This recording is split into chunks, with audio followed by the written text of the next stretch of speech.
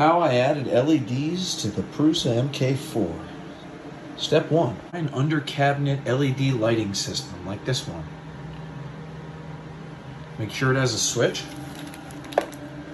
and isn't motion. And you get quite a few light bars. Step 2. 3D print yourself some little brackets for these light bars.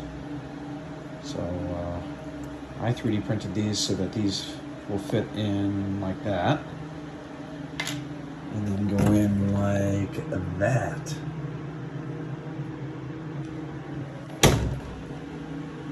And screw the outside of your enclosure. Print a bunch of them. Get started. Right. I mounted the switch right here on the side of the unit.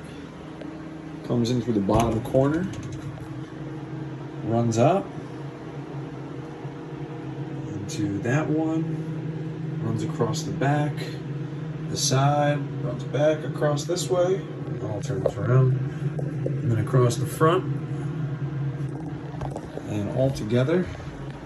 Works best when it's nighttime. Nice well-lit work area.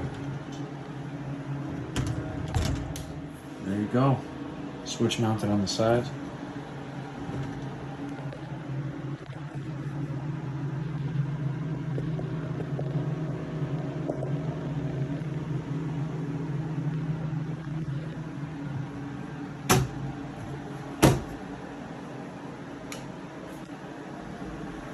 $30.